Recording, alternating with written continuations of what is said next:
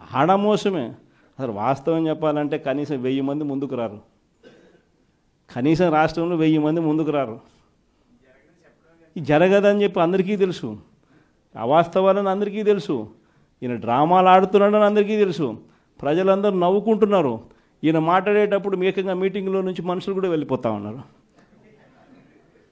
ఇంత అబద్ధాలు చెప్పాకయ్యా, ఇంత మోసం చేయకయ్యా అని చెప్పి చెప్తా ఉన్నా కూడా ఈ మనిషికి నేను చెప్పేది అబద్ధమే, నేను చెప్పేది ప్రజలు నమ్మాల్సిందే అని అబద్ధాల మీద అబద్ధాలు చెప్పుకుంటూ పోతూ ఉన్నాడు.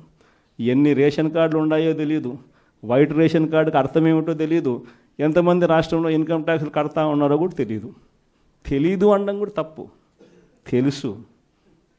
తెలుసు కానీ మోసం.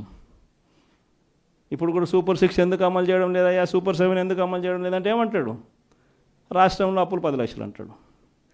ఎన్నిసార్లు చెప్పాలయ్యా నీకు రాష్ట్రంలో అప్పులు ఎంత ఉన్నాయి అని చెప్పి, 6.5 లక్షల కోట్లు రాష్ట్రంలో అప్పులు ఉన్నాయని చెప్పి నువ్వే అసెంబ్లీలో ప్రవేశపెట్టిన నీ బడ్జెట్ డాక్యుమెంట్లో నువ్వే చెప్పించావు. ఆయన ప్రవేశపెట్టిన బడ్జెట్లో, ఆయన ప్రవేశపెట్టిన బడ్జెట్ డాక్యుమెంట్లో రాష్ట్రానికి సంబంధించిన అప్పులు ఎంత అంటే ఆయనే 6.5 లక్షలు అని చెప్పి ఆయనే చూపించారు. 6.5 లక్షల కోట్లలో కూడా 3,13,000 కోట్లు ఆయన ప్రభుత్వం దిగిపోయే నాటికే ఉన్న అప్పులను కూడా అని అందరికీ కూడా తెలుసు. ఆయన ప్రవేశపెట్టిన బడ్జెట్ డాక్యుమెంట్లోనే ఉంటాయి. కానీ ఏమంటాడు, రాష్ట్రం భయంకరంగా చూపించాల 10 లక్షల కోట్లు, ఇంకా 2 రోజులు పోతే 12 లక్షల కోట్లు అంటాడు, ఇంకా 4 రోజులు పోతే 14 లక్షల కోట్లు అంటాడు. ఎందుకు?